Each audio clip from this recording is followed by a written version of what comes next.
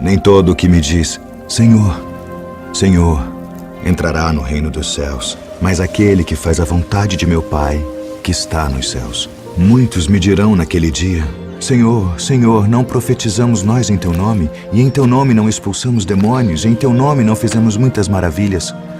Então lhes direi abertamente, nunca vos conheci. Apartai-vos de mim, vós que praticais a iniquidade. Todo aquele, pois, que escuta estas minhas palavras e as pratica, assemelhá-lo-ei ao homem prudente que edificou a sua casa sobre a rocha. E desceu a chuva, e correram rios, e assopraram ventos, e combateram aquela casa, e não caiu, porque estava edificada sobre a rocha. E aquele que ouve estas minhas palavras e não as cumpre, compará-lo-ei ao homem insensato que edificou a sua casa sobre a areia, e desceu a chuva, e correram rios, e assopraram ventos, e combateram aquela casa, e caiu. E foi grande a sua queda. O títulozinho de hoje, tá, dessa palavra, você anota aí. Que evangelho teus amigos veem em você? Tá, esse é o títulozinho da mensagem de hoje. Tá, nesse dia a dia aí, você está convertido, você está cheio do Espírito Santo, você está querendo Jesus, você entendeu, né, o que é edificar um altar para Ele, né, o que é estar em Cristo, o que é sair do mundo, mas você convive com esse mundo e no dia a dia, tá, as pessoas estão olhando para você com uma lupa grande, né, as pessoas estão observando tudo que você faz, tudo que você fala, né, quais são as tuas atitudes, as tuas ações e reações, tudo isso as pessoas estão olhando para você. Então a pergunta hoje é, que evangelho os teus amigos veem em você? Né?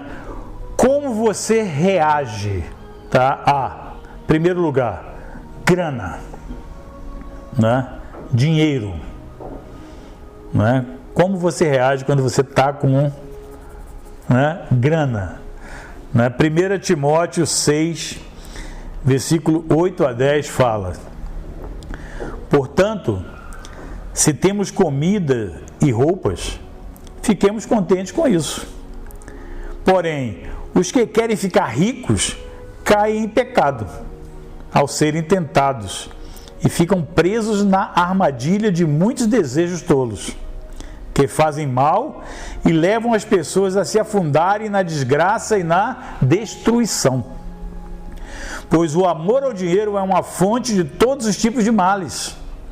E algumas pessoas, por quererem tanto ter dinheiro, se desviaram da fé e encheram a sua vida de sofrimentos. Olha o que a palavra de Deus nos fala. Quer alguma coisa mais clara que isso, amados?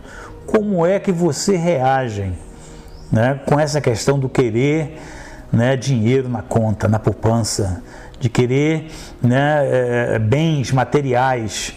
Como é que você ainda está nisso aí? Você que é um discípulo de Jesus, que já está vivendo com Ele, que quer semelhante a Jesus, como é que você está vivendo nessa questão, tá, da grana, do ter, né, do possuir? Como é que você está vivendo nisso? Lucas 6, versículo 38 também fala: deem aos outros e Deus dará a vocês. Ele será generoso. E as bênçãos que Ele lhes dará serão tantas que vocês não poderão segurá-las nas suas mãos. A mesma medida que vocês usarem para medir os outros, Deus usará para medir vocês. Tá? Então, é isso que a palavra de Deus nos fala. Tá? E como é que você tem lidado com isso? Será que o Senhor poderia confiar a você, tá, recursos? Né? Será que Deus poderia confiar em você recursos que sobrassem? O que você vai fazer com esse dinheiro? Como é que está o nível da tua generosidade? Quanto você está ficando para você, retendo para você, e quanto você está entregando? O quanto você está abençoando? Êxodo 25, 1 a 9 fala assim: o Senhor Deus disse a Moisés: diga aos israelitas que me deem uma oferta. Receba as ofertas que eles quiserem dar de bom coração. Essas ofertas podem ser ouro, prata ou bronze, fios de lã azul, púrpura e vermelha, linho fino, tecido feito de pelos de cabra, peles de carneiro tingida de vermelho e peles finas, madeira de acácia, azeite para lamparinas, especiarias para a preparação do azeite de ungir e para o incenso de cheiro agradável, pedras de ônix e outras pedras de valor para serem colocadas no manto sacerdotal e no peitoral do grande sacerdote. Os israelitas deverão fazer uma tenda sagrada para mim, a fim de que eu possa morar no meio deles. E você, Moisés, faça a tenda e todos os seus móveis de acordo com o modelo que eu vou lhes mostrar. Olha só, nós estamos falando lá desde Êxodo, né, os princípios de generosidade, tá, que Deus quis implantar no homem. Como ele instituiu depois a questão dos dízimos e ofertas, porque Deus sabe como é o homem, como a tendência nossa a ser avarento, mesquinho, querer só para nós, egoísta em relação às finanças. Tá? Como você lidar com o dinheiro? Como os teus amigos veem em você essa questão da generosidade, essa questão de saber possuir os recursos que Deus te deu nas tuas mãos, né, como um mordomo fiel e não como alguém que vai simplesmente usar a sua maneira. Lá na nossa apostilazinha que a gente fez lá do Conselho de Deus, né, tantos anos, né, alguns aí novos nem chegaram a ver essa apostilazinha ainda, tá? Mas ela lá fala o seguinte, né? Quais as 3 mentiras da avareza? Tá? Primeiro, o homem é dono de tudo que possui. Isso é uma mentira. Você não é dono de tudo que você possui. Segundo, né? A vida do homem consiste na abundância de coisas que possui. Mentira. Tá? Mentira da avareza. A sua vida não consiste na abundância das coisas que você possui. E terceiro, o homem pode dispor a seu modo do que possui. Mentira. Nós somos mordomos. As coisas que nós temos, tá? O Senhor nos confiou, tá? Para que, como mordomos, possamos estar administrando tudo isso. Então, qual é a resposta que Deus dá para essas 3 mentiras? Primeiro, Jesus é dono e Senhor de tudo que possuímos. Segundo, a vida do homem não consiste na abundância de coisas que possui. E terceiro, melhor é dar do que receber. Amém, queridos? Que evangelho os teus amigos estão vendo em você? Primeiro, como você está com essa situação da grana, do dinheiro? Tá? Temos que sondar os nossos corações. Em segundo lugar, eu quero falar sobre a questão, tá, das mulheres, né, da sensualidade, né? As garotas, né? O primeiro foi grana, o segundo agora é garotas, né? Para ficar o GG, e depois tem outro G também. Oséias 4, versículo 11, fala: a sensualidade, o vinho e o mosto tiram o entendimento. Como é que você está lidando com isso? Tá? Hoje em dia, com toda essa facilidade, tá, de pornografia, de sensualidade, numa cidade como o Rio de Janeiro que você mora, tá? Ou você, onde você que está ouvindo aí morar, tá? Aqui no Rio de Janeiro né, país tropical, praia, as meninas sempre vestidas de forma, né, bem íntima. E como é que é esse negócio? Como é que você está lidando com esse negócio, tá, de sensualidade, né, de mulheres, de garotas? Judas 19, né, fala: são essas pessoas que causam divisões, pois são dominadas pelos seus desejos naturais e não têm o Espírito de Deus. Olha só a separação clara que está fazendo aqui, de quem tem vencido essa área e quem ainda tem se deixado dominar por essa área. Quem tem o Espírito de Deus, tá? E quem ainda continua dominado pelos seus desejos naturais. Ainda em 1 Coríntios 6, 12 a 20, fala assim: alguém vai dizer, eu posso fazer tudo o que eu quero. Pode sim, mas nem tudo é bom para você. Eu poderia dizer, posso fazer qualquer coisa, mas não vou deixar que nada me escravize. Outro vai dizer, o alimento existe para o estômago e o estômago existe para o alimento, sim, mas Deus acabará com os dois. O nosso corpo não existe para praticar a imoralidade, mas para servir o Senhor. E o Senhor cuida do nosso corpo.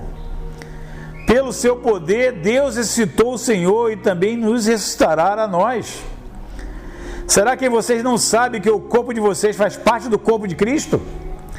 Será que eu vou pegar uma parte do corpo de Cristo e fazer com que ela seja parte do corpo de uma prostituta? É claro que não. Versículo 16. Ou será que vocês não sabem que o homem que se une a uma prostituta se torna uma só pessoa com ela? As Escrituras Sagradas afirmam, os dois se tornam uma só pessoa. Porém, quem se une com o Senhor se torna espiritualmente uma só pessoa com Ele. Fujam da imoralidade sexual. Qualquer outro pecado que alguém comete não afeta o corpo, mas a pessoa que comete imoralidade sexual peca contra o seu próprio corpo. Será que vocês não sabem que o corpo de vocês é o templo do Espírito Santo, que vive em vocês e lhes foi dado por Deus? Vocês não pertencem a vocês mesmos, mas a Deus, pois Ele os comprou e pagou o preço. Portanto, usem o seu corpo para a glória dEle. Amém? É isso que a palavra de Deus nos mostra. Amém, queridos? E lá na nossa apostilazinha também, né, onde fala lá, né, do Conselho de Deus, ele também fala sobre essa questão. Ele fala assim, de como assegurar a pureza sexual. Primeiro, ter sempre em mente que o corpo é do Senhor. Segundo, ter cuidado com os olhos, imaginação, palavras e gestos. E terceiro, não alimentar os desejos carnais. Amém, queridos?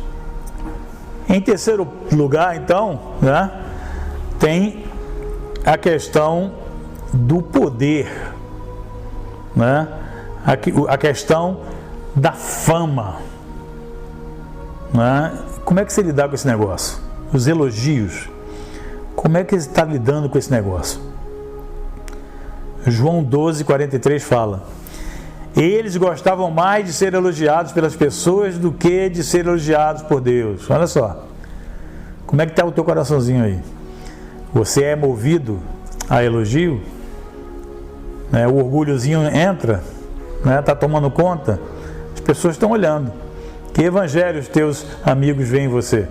Como é que veem você quando olham para essa questão? Como é que você está lidando com isso?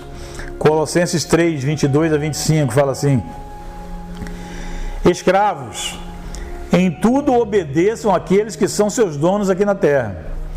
Não obedeçam só quando eles estiverem vendo vocês, procurando com isso conseguir a aprovação deles, mas obedeçam com sinceridade, por causa do temor que vocês têm pelo Senhor.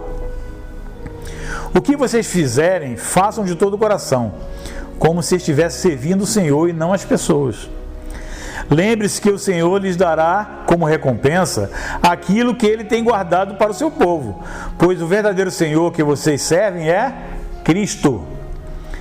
E quem faz o mal, seja quem for, pagará pelo mal que faz. Pois quando Deus julga, Ele não faz diferença entre pessoas. Então, se você quer testar, né, o caráter de um homem, dê a ele poder. Né? Isso é a soberba. Tá? Como é que você está com isso aí? Quando você, né, tem isso na tua mão, né? Fama, poder, né? Como é que você está lidando com esse negócio? Tá? 1 João 2,16 fala, nada que é deste mundo vem do Pai. Os maus desejos da natureza humana, a vontade de ter o que agrada aos olhos e o orgulho pelas coisas da vida, tudo isso não vem do Pai, mas do mundo. Amém, queridos? Tiago 4,6 também. Porém, a bondade que Deus mostra é ainda mais forte. Pois as Escrituras Sagradas dizem, Deus é contra os orgulhosos, mas é bondoso com os humildes. Ser manso e humilde como Jesus. Deus honra isso, amém? Romanos 2, 9 a 11 também fala: haverá sofrimentos e aflições para todos que fazem o mal, primeiro para os judeus e também para os não-judeus. Mas Deus dará glória, honra e paz a todos os que fazem o bem, primeiro aos judeus e também aos não-judeus, pois Ele trata a todos com igualdade. João 5, 44. Como é que vocês podem crer se aceitam ser elogiados pelos outros e não tentam conseguir os elogios que somente o único Deus pode dar? De quem você quer a honra? De quem você quer os elogios? 1 Pedro 1, 24 e 25. Como dizem as Escrituras Sagradas, todos os seres humanos são como a erva do campo, e a grandeza deles é como a flor da erva. A erva seca e a flor cai, mas a palavra do Senhor dura para sempre. Tá? É nela que nós temos que estar, tá? Com todo o nosso coração, tá? Esperando, tá? Para que possamos receber do Senhor o reconhecimento e não de homens. Amém, queridos? Mateus 5,19 fala também: portanto, qualquer um que desobedecer ao menor mandamento e ensinar os outros a fazer o mesmo, será considerado o menor no reino do céu. Por outro lado, quem obedecer à lei e ensinar os outros a fazerem o mesmo, será considerado grande no reino dos céus. E ainda Mateus 20, 26 e 27 fala: mas entre vocês não pode ser assim, pelo contrário, quem quiser ser importante, que sirva os outros. E quem quiser ser o primeiro, que seja o escravo de vocês. Tá? Isso que a palavra de Deus nos ensina. E por fim, Mateus 23, 11 fala: entre vocês, o mais importante é aquele que serve os outros. Como é que você está lidando com essa questão, tá? Da fama, do poder, da necessidade dos elogios? E quarto lugar e último, meus amados, tá? Como é que você está lidando com essa questão da injustiça, das calúnias, dos falsos amigos e da deslealdade? Tá? Isso é uma coisa muito importante que você tem que estar observando, tá? Nessa transformação que o Senhor está fazendo na tua vida, todas essas áreas, vocês têm que estar vigiando e muito. 1 Pedro 2, 18 a 25 fala assim: vocês, empregados, sejam obedientes aos seus patrões e os respeitem, não somente os que são bons e compreensivos, mas também aqueles que os tratam mal. Se vocês suportarem sofrimentos injustos, sabendo que essa é a vontade de Deus, Ele abençoará vocês por causa disso. Pois se vocês fazem o mal e são castigados, qual é o merecimento de suportarem com paciência o castigo? Mas se vocês sofrem por terem feito o bem e suportam esse sofrimento com paciência, Deus os abençoará por causa disso. Pois foi para isso que Ele os chamou. O próprio Cristo sofreu por vocês e deixou o exemplo para que sigam os seus passos. Ele não cometeu nenhum pecado e nunca disse uma só mentira. Quando foi insultado, não respondeu com insultos. Quando sofreu, não ameaçou, mas pôs a sua esperança em Deus, o justo juiz. O próprio Cristo levou os nossos pecados no seu corpo, sobre a cruz, a fim de que morrêssemos para o pecado e vivêssemos uma vida correta. Por isso, por meio dos ferimentos dele, vocês foram curados. Vocês eram como ovelhas que haviam perdido o caminho, mas agora foram trazidos de volta para seguir o pastor que cuida da vida espiritual de vocês. Amém, queridos? É isso que a palavra nos fala, como nós temos que agir nessas situações. 1 Coríntios 6, versículo 7 fala: o só existir entre vós demandas já é completa derrota para vós outros. Por que não sofreis antes a injustiça? Por que não sofreis antes o dano? Amém? Faz parte do nosso linguajar, querido. Sofrer a injustiça, sofrer o dano. Como é que você está lidando com isso? Tá, meus amados? Como é que você está? No teu lazer, o que é que você gosta de fazer? Né? O que é que você gosta de fazer quando você não tem nada para fazer? Isso vai definir o teu caráter. Né? Como é que você tem gastado esse tempo? Tá? Efésios 5, 4 fala: nem conversação torpe, nem palavras vãs ou chocarrices, coisas essas inconvenientes, antes, pelo contrário, ações de graça. Dentro dessa área, eu queria falar para vocês, tá, que nós temos às vezes a tendência de trazer ainda algumas coisas do mundo nessa questão de chocarrice, né, de bullying, de ficar mexendo com um e com o outro, com problemas que vê, com defeitos, com furo que as pessoas dão, tá? E a gente ainda traz isso para o meio da igreja. Queridos, eu quero dizer para vocês que no meio da igreja, na vida santa que o Senhor está nos trazendo, não tem mais lugar, né, para essas chocarrices. Né? Troca isso por edificação, troca isso pela profecia, troca isso, né, realmente para que você esteja animando os teus irmãos. Nós temos que parar e deixar as coisas do velho homem para trás e viver as coisas do novo homem que o Senhor trouxe para nós. Então, meus amados, que evangelho os teus amigos veem em você? Como você lidar quando você está com recurso? Como você lidar com a questão da sensualidade, como você lidar com a questão, né, do poder, da fama, né? Como é que você lidar, tá, com a questão dos elogios, e como é que você tem lidado quando você sofre injustiça? Você tem aprendido esse negócio de sofrer injustiça, de sofrer o dano?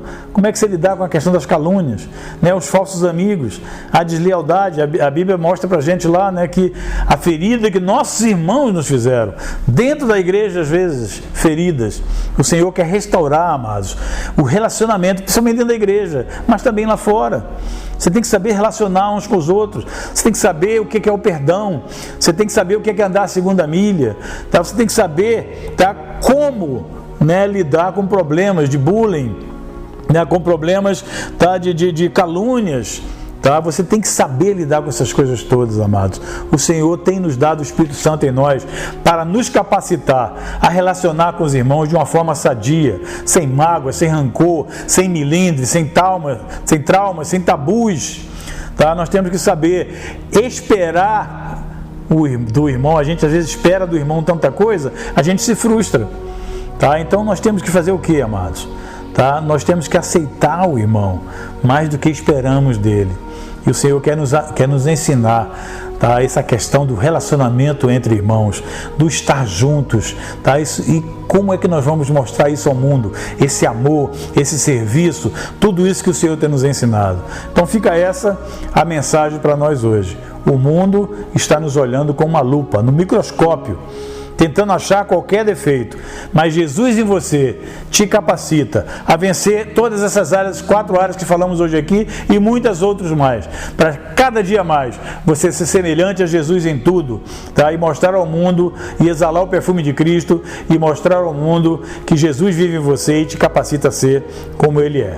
Um grande abraço a todos e até a próxima.